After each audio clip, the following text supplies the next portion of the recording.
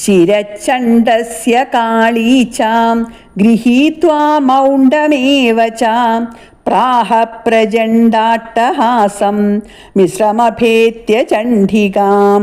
ശിരചണ്ഡസ്യ കാളീച ഗൃഹീത്വാ മൗഢം ഏവ ച പ്രാഹ പ്രചണ്ഡ അട്ടഹാസം മിശ്രമഭേത്യ ചണ്ഡികാം. കാളീദേവി ചണ്ഡസ്യ ശിരാച ചണ്ഡന്റെ ശിരസിനെയും മൗഢം ഏവച മുണ്ഡന്റെ ശിരസിനെയും ഗൃഹീത്വ ഗ്രഹിച്ചുകൊണ്ട് ചണ്ഡികാം അഭേത്യ ചണ്ഡികയെ പ്രാപിച്ചിട്ട് പ്രചണ്ഡാട്ടഹാസമിശ്രം ഭയങ്കരമായ അട്ടഹാസത്തോടെ പ്രാഹ പറഞ്ഞു. അപ്പൊ കാളീദേവി ചണ്ഡന്റെയും മുണ്ഡന്റെയും ശിരസ്സുകൾ എടുത്തുകൊണ്ട് കൗശികീദേവിയുടെ അടുക്കൽ ചെന്ന് ഭയങ്കരമായ അട്ടഹാസത്തോടെ ഇപ്രകാരം പറഞ്ഞു എന്നാണ്. അപ്പൊ ചണ്ഡമുണ്ഡന്മാരെ കൊല്ലുന്നതിന് വേണ്ടി ദേവി കോപം കൈക്കൊണ്ടു. അവരെ കൊന്ന് ശിരസ്സുമായി മടങ്ങുമ്പോഴും കോപം പൂർണ്ണമായി ശമിച്ചിരുന്നില്ല. ദേവിയെ ഹിമാചലത്തിൽ കണ്ട് ശുംഭനിശുംഭന്മാരെ പ്രേരിപ്പിച്ച ദൂതന്മാർ ഈ ചണ്ഡമുണ്ഡന്മാരാണ്. വീണ്ടും ദേവിയെ ആക്രമിക്കാൻ ഇവർ എത്തിച്ചേരുകയും ചെയ്തു.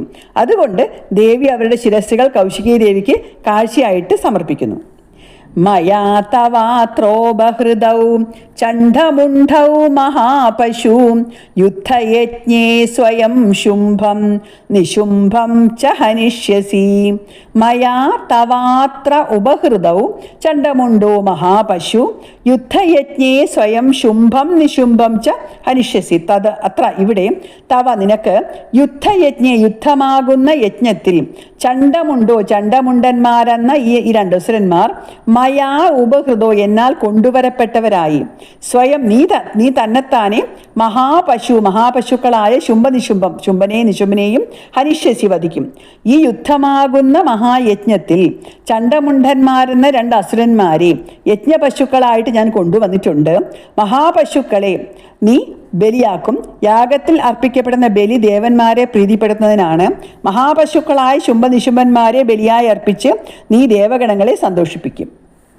ഋഷീരുവാച ഋഷി പറഞ്ഞു തവാനീതൗ തദോ ദൃഷ്ട്വാ ചണ്ഡമുണ്ഡൗ മഹാസുരൗ ഉവാച കാളിം കല്യാണീം ലളിതം ചണ്ഡികാവചാം.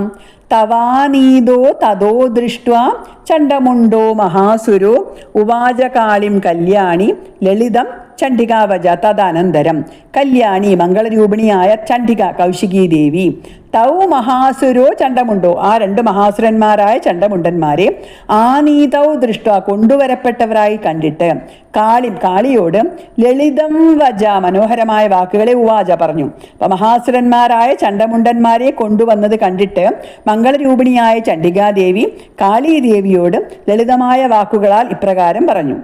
യസ്മാ ചണ്ഡം ച മുണ്ഡം ച ഗൃഹീത്വാ ത്വമുപാഗതാം ചാമുണ്ഡേതി തദോ ലോകേ ഖ്യാതാ ദേവി ഭവിഷ്യസി. യസ്മാ ചണ്ഡം ച മുണ്ഡം ച ഗൃഹീത്വാ ത്വമുപാഗത ചാമുണ്ഡേതി തദോ ലോകേ ഖ്യാതാ ദേവി ഭവിഷ്യസി. യസ്മാത് നീ ഏതൊരു കാരണത്താൽ ചണ്ഡം ച മുണ്ഡം ച ചണ്ഡനെയും മുണ്ടനെയും ഗ്രഹിച്ചുകൊണ്ട് ഉപാഗത വന്നു ചേർന്നുവോ തഥാ അതിനാൽ ലോകത്തിൽ ചാമുണ്ഡ ഇതി ചാമുണ്ഡ എന്ന് ഖ്യാത പ്രസിദ്ധയായ ദേവിയായിട്ട് ഭവിഷ്യസി ഭവിക്കും. ഹേ കാളി ഭവതി ചണ്ഡമുണ്ടന്മാരെ നിഗ്രഹിച്ചുകൊണ്ട് ഇവിടെ വന്നതിനാൽ ലോകത്തിൽ ചാമുണ്ഡ എന്ന് പ്രസിദ്ധയായ ദേവിയായിട്ട് നീ ഭവിക്കും. ഇതി ശ്രീമാർക്കണ്ഡേയ പുരാണേ സാവർണികേ മന്വന്തരേ ദേവീ മഹാത്മ്യേ ചണ്ഡമുണ്ഡവദോ നാമ സപ്തമോധ്യായ.